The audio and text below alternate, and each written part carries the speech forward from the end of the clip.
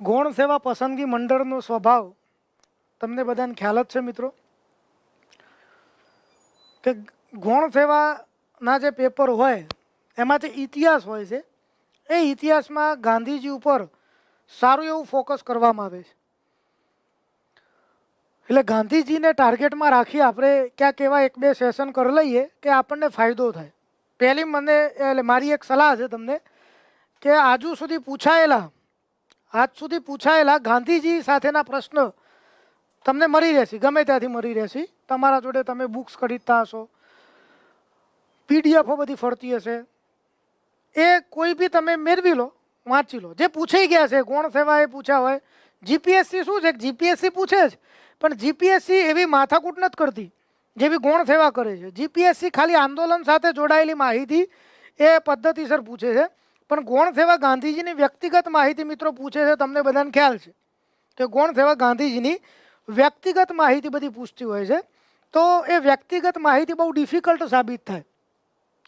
વ્યક્તિગત માહિતી એ બહુ ડિફિકલ્ટ સાબિત થઈ જતી હોય છે. એટલે એ સમયમાં ક્યાંક લોચો ન થાય એટલું જરા ધ્યાનમાં રાખજો.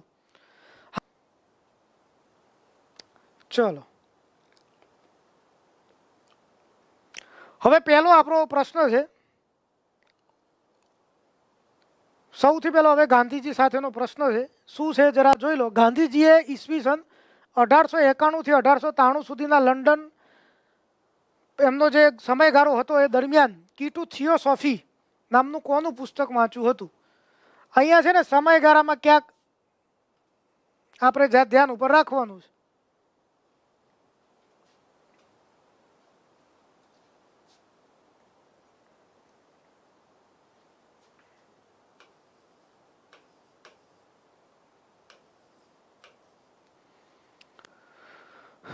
ચલો, તો આમાં જવાબ હવે તમે બધા એની બેસન્ટ, રસ્કિન, લિયો ટોલ્સ્ટોય કે લુઈ ફિશર, આ ઓપ્શન છે તમારી સામે. હવે તમને અહીંયા કહી દઉં કે જ્યારે પણ તમે જવાબ આપો તો જવાબ એ રીતે આપવાનો કે ક્વેશ્ચન નંબર 1, અને એમાં શું જવાબ છે તો ધારો કે 1 ની સામે જે જવાબ હોય એ બી સી ડી જે હોય તમારે આપવાનો રહેશે. આમાં તમારી માઇન્ડ એક્સરસાઇઝ થોડી થઈ જશે ભાઈ, અને આપણે ફટાફટ એક 1.5 મિનિટમાં પ્રશ્ન સોલ્વ કરવાની કોશિશ કરી નાખીએ.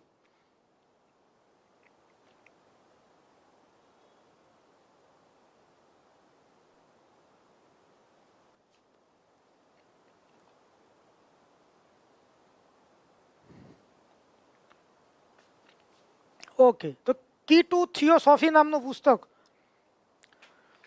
ભાઈ જો મેં તમને અહીંયાથી જ કહી દઉં હજુ કે મેં આ જે બધા પ્રશ્ન લીધા છે, ટાઈપિંગમાં સામાન્ય ભૂલ હોય તો બાકી બરાબર છે. આપણે સત્યના પ્રયોગો અને સીબી દલાલ ગાંધીજીની જે દિનચર્યા લખતા હતા ડે ટુ ડે, એને ધ્યાનમાં રાખીને લખ્યા છે. આપણે કંઈ કશું પબ્લિકેશન કે બધી માથાકૂટમાં પડ્યા નથી. ગાંધીજીના સત્યના પ્રયોગોનું પુસ્તક ઉઠાવ્યું છે, એટલે કે એમની આત્મકથા. અને સીબી દલાલ, તમને શું કહેવાય કે સાબરમતી આશ્રમની વેબસાઇટ ઉપરથી પણ માહિતી મેં લીધી છે, અને એ રીતે આપણે ઓફિશિયલી લીધું છે. એટલે શક્ય હોય તો ત્યાંથી પૂછી શકીએ એમ એ ટાઈપે આપણે લીધું છે.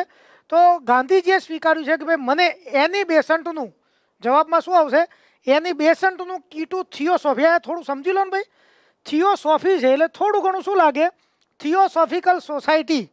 એ થિયોસોફિકલ સોસાયટીમાં એની બેસન્ટ જવાબદાર છે, કારણ કે એની બેસન્ટનું ભારતમાં આવવાનું એક અગત્યનું કારણ જ હતું કે થિયોસોફિકલ સોસાયટીનું અહીંયા માર્કેટિંગ કરવા માગતા હતા.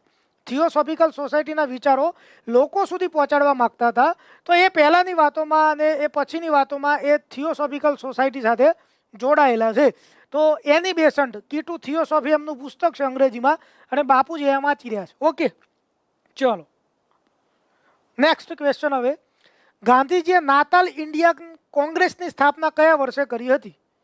ગાંધીજીએ નાતાલ ઇન્ડિયન કોંગ્રેસ નામની એમની સંસ્થા, આ ગાંધીજીના લાઈફની સૌથી પહેલી સંસ્થા છે ભાઈ. ગાંધીજીના લાઈફની સૌ પ્રથમ જો કોઈ સંસ્થા એમને શરૂ કરી હોય તો એ છે નાતાલ ઇન્ડિયન કોંગ્રેસ. શું જવાબ આવે મિત્રો આમાં?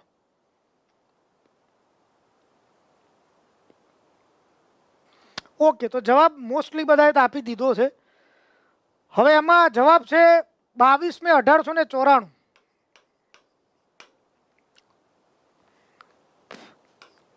નાતાલ ઇન્ડિયન કોંગ્રેસ. તમને અહીંયા વોર્ન કરી દઉં છું કે પાઠ્યપુસ્તકમાં ધોરણ 8નું પાઠ્યપુસ્તક સામાજિક વિજ્ઞાન છે, એમાં ગાંધીજી વિશે માહિતી આઈ થિંક 8માં જ છે. એમાં એક ફોટા સાથે માહિતી છે. ગાંધીજીએ નાતાલ ઇન્ડિયન કોંગ્રેસ સંસ્થા શરૂ કરી ત્યારનો ફોટો છે. નીચે એવું લખ્યું છે કે 1895માં ગાંધીજી આ સંસ્થા, પણ એ ખોટું જ છે. પછી એમાં એવું ના વિચાર લેતા કે સાહેબ આમાં 1895 આપ્યા છે જીસીઆરટી 8માં, તો એ મુજબ આપણે લખીએ નહીં. આ એવા ડેટા છે કે સમ્રાટ અશોકનો ડેટા નથી કે આપણે માની લેવાનો છે. બાકી સાબરમતી આશ્રમની વેબસાઇટ જોશો અને બીજે પણ ગાંધીજીના આત્મકથા જે સત્યના બધે 1894 22 મે ગાંધીજીના લાઈફની સૌ પ્રથમ આ સંસ્થા છે. અને ખાસ અગત્યની વાત કે આ સંસ્થામાં ગાંધીજી કયો હોદ્દો એમને ધારણ કરેલો, બોલો ભાઈ, કોઈને ખબર છે? નાતાલ ઇન્ડિયન કોંગ્રેસ જે સંસ્થા છે એમાં ગાંધીજીનો હોદ્દો કયો હતો, કયો હોદ્દો છે એમનો? ઓપ્શન તમને આપી દઉં તો ધારો કે પ્રમુખ, ઓપ્શન પ્રમુખ, મંત્રી, સચિવ, ખજાનચી. કયો હોદ્દો છે ભાઈ ગાંધીજીનો? તમને કહી દઉં, ઓપ્શન એમાં પ્રમુખ, પછી હું બોલ્યો મંત્રી સેકન્ડ નંબરે, સચિવ હતા કે ખજાનચી હતા? ગાંધીજી શું છે ભાઈ આમાં?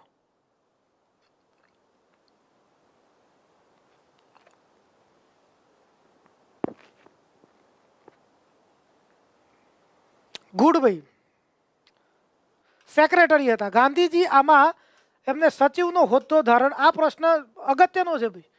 ગાંધીજી આ સંસ્થામાં સચિવનો હોદ્દો એમને ધારણ કરેલો. અને આમાં તમને કહી દઉં કે ગાંધીજી આફ્રિકામાં રહ્યા.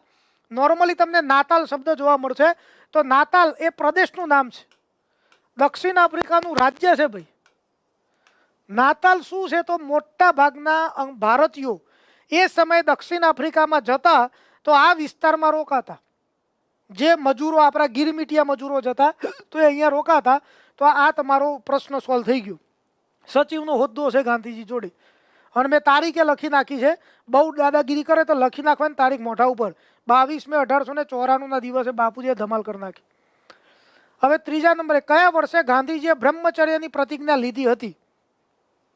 કયા વર્ષે ગાંધીજીએ બ્રહ્મચર્યની પ્રતિજ્ઞા લીધી હતી?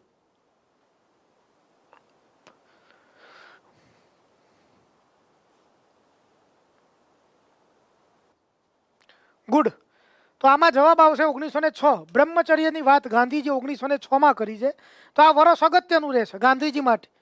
ગાંધીજીએ પોતાની લાઈફમાં બ્રહ્મચર્યનું પાલન 1906થી કરેલું છે.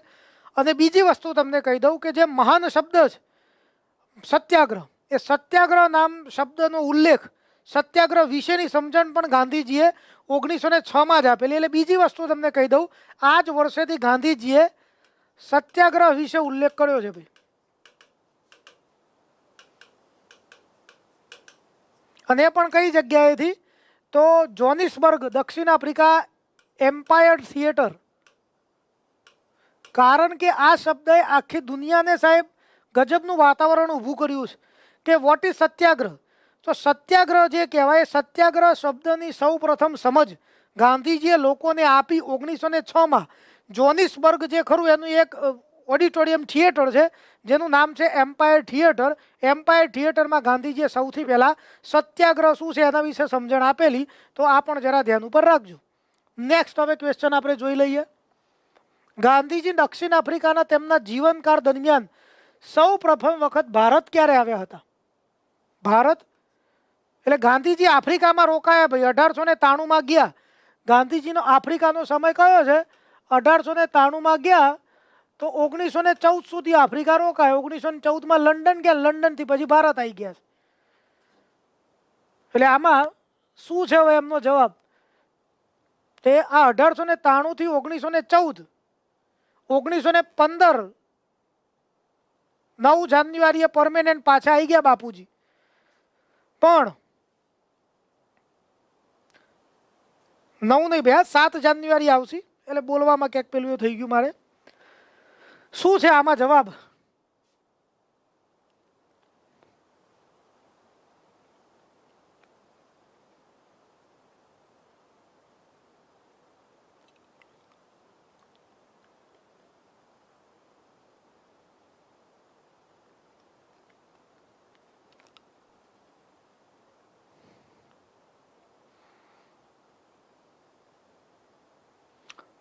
ઓકે, તો બાપુજી 1896માં આવ્યા છે ભાઈ. ગાંધીજી 1896માં આફ્રિકાનો એમનો જે સમય છે એમાં પહેલી વાર આવેલા. આફ્રિકાનો જે સમય છે એમાં પહેલી વાર બાપુજી અહીંયા આવ્યા છે ભારતમાં. એનું કારણ એવું હતું પરિવારને લેવા માટે. કારણ આફ્રિકાથી અહીંયા આવવાનું કારણ પરિવારને લેવા માટે. અને 1896નો જે સમય છે એ સમયગાળા દરમિયાન ગાંધીજી જ્યારે ભારતમાં આવેલા એ સમયે આપણે એક્ઝામમાં પૂછી શકીએ એવા કયા કયા કામ છે. તો સૌથી પહેલું અગત્યનું કામ, ગાંધીજીએ રાજકોટમાંથી 1896નું જ વર્ષ છે, રાજકોટમાંથી ગ્રીન પેમ્ફલેટની શરૂઆત કરેલી. લીલા ચોપાનિયા પૂછાઈ ગયેલો પ્રશ્ન છે. ગાંધીજીએ રાજકોટમાંથી લીલા ચોપાનિયા છાપવાની શરૂઆત એમને કરેલી, જેને ગ્રીન પેમ્ફલેટ આપણે કહી શકીએ. લીલા ચોપાનિયા આ વર્ષે જ પૂછાયું ભાઈ, આ વર્ષે જ માર્ચ મહિનામાં આઈટીઆઈની એક્ઝામો લેવાઈ એમાં. બીજું 1896ના વર્ષમાં જ ગાંધીજી 3 મહાનુભાવોને મળે એવું એમની આત્મકથામાં લખ્યું છે કે જ્યારે પૂના ગયા ત્યારે પૂનામાં એ એક જ દિવસની વાત નથી પણ એ પૂનાના પ્રવાસે હતા ત્યારે એમને 3 અગત્યના મહાનુભાવોની મુલાકાત કરી. તો 3 મહાનુભાવો વિશે ગાંધીજીએ લખ્યું. મહાનુભાવો કઈ જગ્યાએ મળ્યા ભાઈ? પૂના ખાતે. કોની જોડે મુલાકાત થઈ? તો સૌથી પહેલા અગત્યના વ્યક્તિઓમાં અહીંયા લખું છું ગોપાલકૃષ્ણ ગોખલે. આ 3 જણા પૂના ખાતે એમને મળ્યા છે. સેકન્ડ નંબરે શું નામ આપણે ભાઈ? લોકમાન્ય ટિળક. હજુ લોકમાન્ય બન્યા નથી. બાળ ગંગાધર ટિળક અને ફિરોજ શાહ મહેતા. આ વકીલ છે ફિરોજ શાહ મહેતા, એ સમયના ગજબના વકીલ. તો ગાંધીજી પૂના ખાતે 3 વ્યક્તિઓને મળ્યા છે એસ પર સત્યના પ્રયોગો. અને એ મુજબ એમને એવું કીધું છે કે આ 3 જણાને મળ્યા પછી ફિરોજ શાહ મહેતા મને હિમાલય જેવા લાગ્યા, લોકમાન્ય ટિળક મને સમુદ્ર જેવા લાગ્યા અને ગોપાલકૃષ્ણ ગોખલે મને ગંગા જેવા લાગ્યા. એટલે મને ગંગામાં પવિત્ર સ્નાન કરવાનું યોગ્ય લાગ્યું. એટલે જો સાહેબ બાપુજી લખે છે કેવું ગજબનું. આ લોકોને પેલું એ નથી રાખતા કે સમુદ્ર જેવા છે, એમનામાં વિશાળ નોલેજ છે. અને ફિરોજ શાહ મહેતાની તો હિમાલય જેટલી એ એમની જે શું કહેવાય આવડત છે એને આપણે જોઈ પણ નથી શકતા. પણ મને યોગ્ય લાગ્યું ગોપાલકૃષ્ણ ગોખલેના ગંગા નદી જેવી મહાનતામાં ડૂબવાનું. તો ગાંધીજી આત્મકથામાં કયા મહાનુભાવને સમુદ્ર જેટલા વિશાળ ગણાવ્યા છે? તો આવા પ્રશ્ન આવે ભાઈ ફફડી જઈએ આપણે. લોકમાન્ય ટિળકની કઈ મુલાકાત દરમિયાન? 1896 પૂનાની મુલાકાત દરમિયાન બાપુજી આવું બધું ભડાકા કરી નાખ્યા છે. હવે બીજી અગત્યની વાત કે ગાંધીજી આફ્રિકામાંથી અહીંયા આવેલા. જો ઘણા મિત્રોને એમ થાય કે સાહેબ એક જ પ્રશ્નમાં આટલી બધી વાર, એટલે ભાઈ આ એક પ્રશ્ન નથી, એ તો સોલ્વ થઈ ગયો. એમાંથી સાહેબ આ પ્રશ્ન આવ્યા, ગાંધીજી પરિવારને લેવા ક્યારે આવ્યા? વર્ષ પૂછે. ગ્રીન પેમ્પલેટ પૂછ્યું હતું ને આ વખતે કઈ જગ્યાએથી પ્રકાશિત કર્યું? તો રાજકોટમાંથી. કાલે ઉઠીને વર્ષ પૂછી નાખશે તમને તો ધંધે લાગી જઈશ. એવું પૂછે ગાંધીજીએ રાજકોટમાંથી લીલું ચોપાનિયું ક્યારે પ્રકાશિત કર્યું? એટલે તમે છો તે રિઝનિંગ દોડાવશો કે ના 1915 સુધી બાપુજી આફ્રિકામાં હતા, 1893 પહેલા ભારતમાં હતા. એટલે એવું વર્ષ જે 1893 થી 1915ની વચ્ચે જ ના જ આવવું જોઈએ. લોજિક લગાઈને ઠોકો એટલે ફટ કરતા .25નો કડાકો મેરિટની 12 પછી.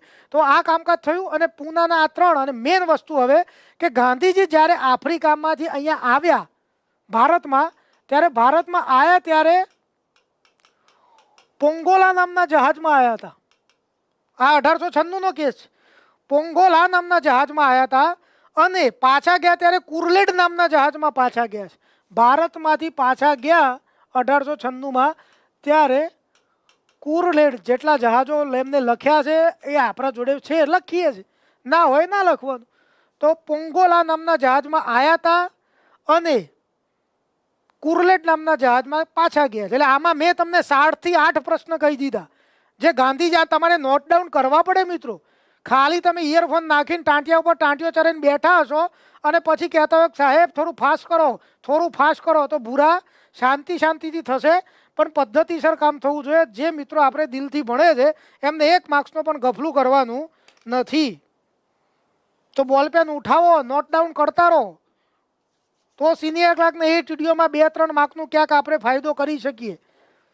બધું આવડી તો જશે પણ પછી ઇતિહાસ ભૂગોળ વારસાના 2-2 માર્ક્સ લેવા પડશે ને. એટલા બધા દિલદાર તો છીએ નહીં આપણે. કે બધું છોડી દઈશું. નેક્સ્ટ ક્વેશ્ચન, ગાંધીજીની હત્યા થઈ ત્યારે કઈ બે છોકરીઓ તેમની સાથે હતી ભાઈ? ગાંધીજીની હત્યા થઈ ત્યારે કઈ બે છોકરીઓ એમની સાથે હતી? Question number 5, answer it. 10 પ્રશ્ન એવા કરીએ કે સાહેબ 50 પ્રશ્નો તૈયાર થયા આપણા.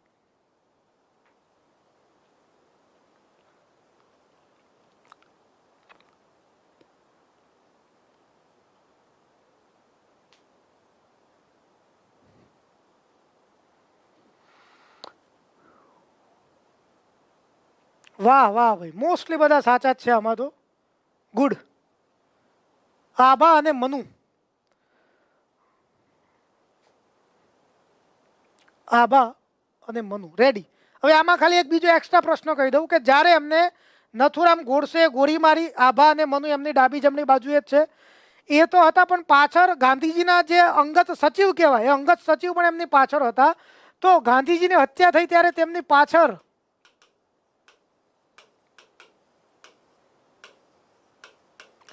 તેમના અંગત સચિવ. અહીંયા પણ બધા ભૂલ કરે, મહાદેવભાઈ દેસાઈ લખે ગાંધીજીના. અરે ભાઈ, મહાદેવભાઈ દેસાઈ તો બિચારા મરી ગયા. મહાદેવભાઈ દેસાઈ તો 1942માં મરી ગયા. આ અંગત સચિવ હવે કોણ આવશે? તો વી કલ્યાણમ. કલ્યાણમ આવું પૂછે. ગાંધીજીનું અવસાન થયું એ સમયે એમના અંગત સચિવ કોણ છે? મહાદેવભાઈ દેસાઈ આયા, એ એમનું અવસાન થઈ ગયું દેસાઈનું, પછી એમના અંગત સચિવ કોણ બન્યા? તો આ રીતનું કામકાજ. વી કલ્યાણમ. ઓકે, ચલો આટલું. પ્યારેલાલ છે ને એમના સહમંત્રી હતા ભાઈ ગાંધીજીના. મહાદેવભાઈ દેસાઈ મેન સચિવ અને એમના પણ આ જે કહેવાય બીજા અંગત સચિવ એટલે સેકન્ડ નંબરે કહેવાય, એ પ્યારેલાલ હતા. અને તો મહાદેવભાઈ દેસાઈ હતા ને ત્યારે પ્યારેલાલ તો છે જ પાછા. ચલો નેક્સ્ટ, ગાંધીજીને સૌ પ્રથમ રાષ્ટ્રપિતા કહેનાર વિદ્વાન કોણ હતા? એટલે જવાબ પહેલો આવી ગયો આમાં. આમાં જવાબ આવી ગયો એટલે હવે માથાકૂટ નહીં ભાઈ. પ્રેઝન્ટેશનમાં એવું થયું કે જવાબ પહેલો આવી ગયો છે ભાઈ.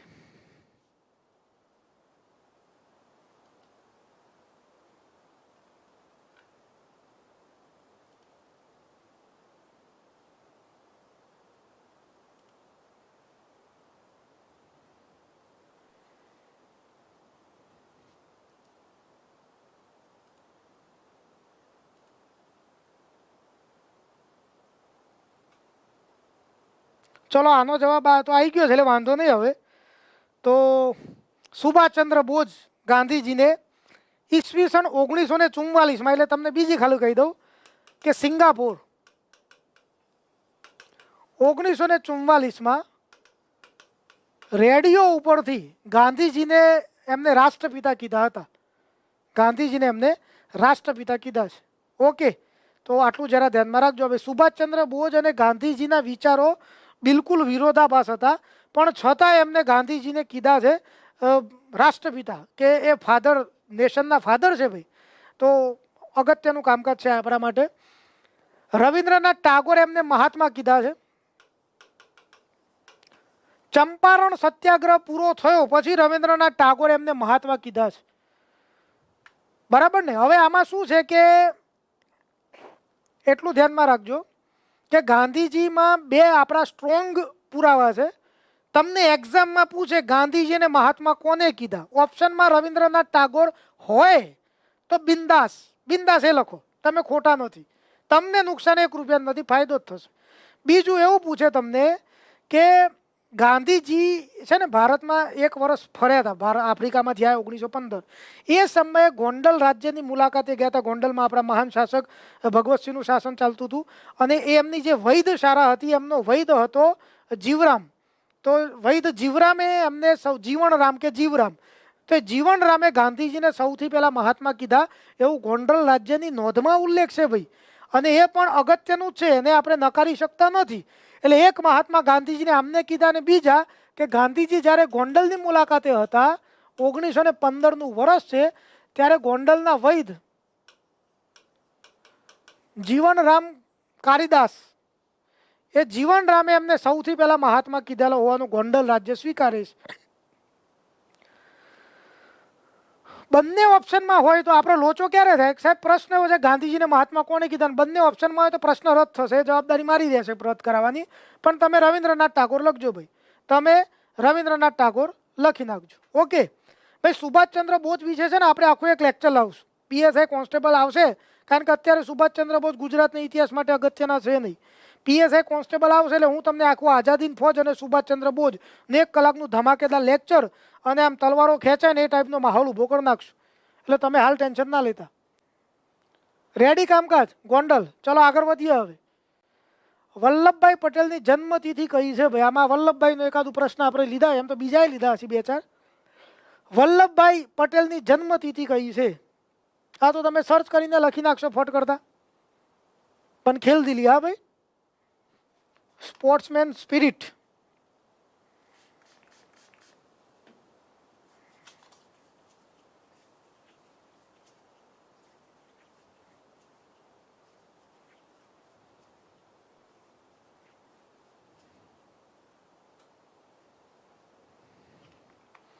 ઓકે, તો બધાને જવાબ મળી ગયો છે. આમાં વિશેષ તો ઠીક છે, આવું તો પૂછી લે તો પૂછી લે, કોઈક વખતે તારીખ સાથે પૂછી લે તો ધ્યાન ઉપર રાખજો. ચલો નેક્સ્ટ ક્વેશ્ચન. ગાંધીજીનું સામયિક ઇન્ડિયન ઓપિનિયન શરૂઆતમાં નીચેનામાંથી કઈ ભાષામાં પ્રકાશિત થતું ન હતું? પ્રશ્ન વાંચજો. થતું ન હતું, ન અગત્યનો છે. કઈ ભાષામાં પ્રકાશિત નથી થતું ગાંધીજીનું? આમાંથી Indian opinion.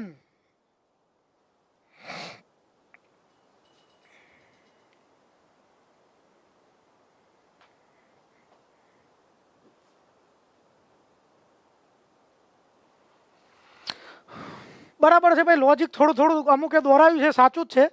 She is the right answer. Urdu. Urdu ભાષામાં પ્રકાશિત નથી થતું, 4 ભાષામાં પ્રકાશિત થતું હતું ભાઈ. ઇન્ડિયન ઓપિનિયન એ 4 ભાષામાં મિત્રો પ્રકાશિત થતું હતું. તો ધ્યાનમાં રાખજો, આ ઉર્દુમાં નથી થતું પણ એની જગ્યાએ હિન્દીમાં થાય છે. 4 ભાષાઓ કઈ કઈ? તો ગાંધીજીનું આ જે સામયિક છે ઇન્ડિયન ઓપિનિયન એ 1903 થી શરૂ થયું છપાવાનું. ઇન્ડિયન ઓપિનિયન 1903 થી ગાંધીજીની લાઈફનું આ પહેલું સામયિક છે. તો આ અંગ્રેજી, તમિલ, ઉર્દુ એટલે લોજિક થોડું દોરાવ્યું એટલે કામ થઈ જાય. સાહેબ ઉર્દુ લગભગ લાગતું નથી. આ ભાષાઓમાં પ્રકાશિત થતું હતું, પણ એવો પ્રશ્ન આવે કે ઇન્ડિયન ઓપિનિયન આ 4 ભાષાઓમાં પ્રકાશિત થતું હતું. આ ચલો ઉર્દુ કાઢો, હિન્દી આવી ગઈ. એમાંથી પછી કઈ ભાષામાં સૌથી પહેલા પ્રકાશિત બંધ થઈ ગયું? આ 4 લખે તમને કે આ 4માં સ્થપાતું હતું, પણ પછી સૌ પ્રથમ કઈ ભાષામાં એનો અંક બંધ કરી નાખવામાં આવ્યો? તો બી આમાં થોડું લોજિક દોરાવો તો ખ્યાલ આવી જાય. તમિલ ભાષા. તમિલ ભાષા પછી બંધ કરી નાખવામાં આવેલી. રેડી? તમિલ ભાષા. હવે આમાં તમને થોડી ઘટસ્ફોટ વાળી વાત કહી દઉં, જે આપણે ઓછા લોકો જાણીએ, કે ગાંધીજી ઇન્ડિયન ઓપિનિયન શરૂ કર્યું, પછી ભારતમાં આવી ગયા, બંધ કરી દીધું. પણ એમને એવું લાગ્યું કે ફરી પાછું આ ઇન્ડિયન ઓપિનિયન શરૂ કરવા જેવું છે, તો એમને અંગ્રેજીમાં 1930માં આનો ભાગ 2 શરૂ કર્યો. ઇન્ડિયન ઓપિનિયન પાર્ટ 2 1930 અંગ્રેજી. ખાસ ધ્યાન રાખજો, ઇન્ડિયન ઓપિનિયન ભાગ 2 કયા વર્ષેથી શરૂ કર્યો? તો 1930 થી ગાંધીજીએ શરૂ કર્યું છે.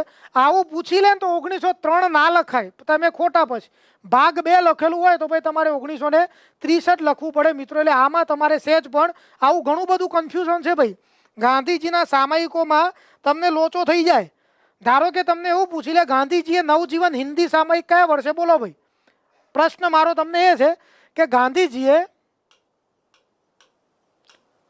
નવજીવન હિન્દી સામયિક કયા વર્ષેથી પ્રકાશિત કર્યું? બોલો, આનો જવાબ વર્ષ લખો તમે. ગાંધીજીએ નવજીવન હિન્દી સામયિક કયા વર્ષેથી પ્રકાશિત શરૂ કર્યું? આ ઇન્ડિયન ઓપિનિયન પાર્ટ 2 તો અંગ્રેજીમાં છે, તો તાત્કાલિક બંધ થઈ ગયો હતો. બાપુજીને ક્યાં પેલી ગોરમેજી પરિષદમાં બધા ગોટે ચડી ગયા, અને પછી તો પેલા બાબા સાહેબ આંબેડકર જોડે કરાર કર્યા અને બીજી બધી માથાકૂટોમાં પડ્યા, તો પછી આ તો ક્યાં સામયિક ચલાવે. બોલો ભાઈ, નવજીવન હિન્દી સામયિક ગાંધીજીએ કયા વર્ષેથી પ્રકાશિત કર્યું?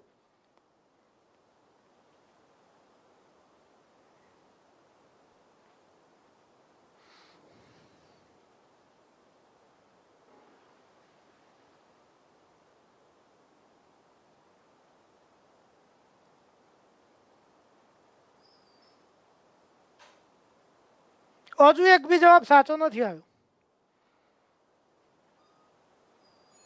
તો 1921.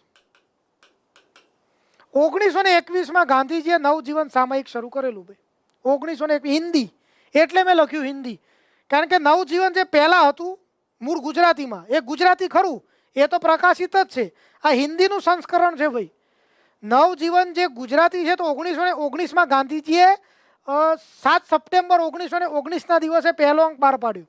7 સપ્ટેમ્બર 1919ના દિવસે ગાંધીજીએ નવજીવનનો પહેલો અંક બહાર પાડ્યો અને 8 ઓક્ટોબર 1919ના દિવસે યંગ ઇન્ડિયાનો પહેલો અંક બહાર પાડ્યો ગાંધીજીએ. એટલે આવું કામકાજ છે, આવું કામકાજ છે.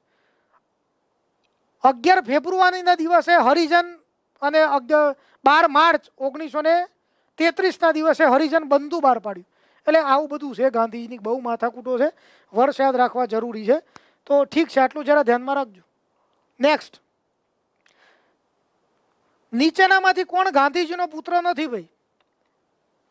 નીચેનામાંથી કોણ એ ગાંધીજીનો પુત્ર નથી?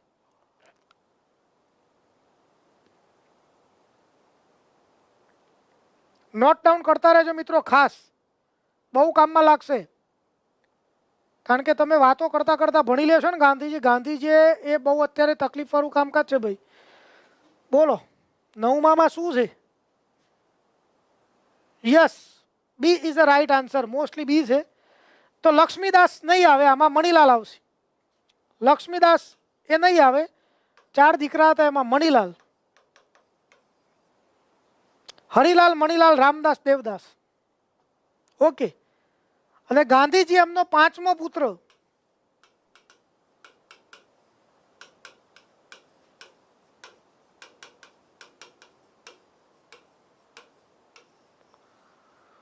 જમનાલાલ બજાજને કહેતા.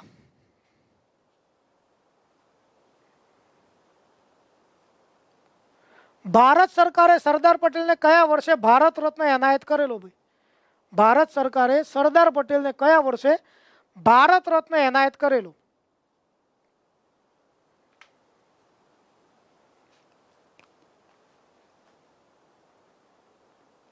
બોલો ભાઈ. હવે આમાં સરદાર પટેલને કયા વર્ષે? ફટ જવાબ, એટલે આમાં તો પૂરું કરી નાખીએ આપણે. બરાબર છે, ગુડ. 1991માં. રેડી? એટલે આ તો પૂછી લે, આવા પ્રશ્ન પૂછે ભાઈ. હા, કોઈ એક વાર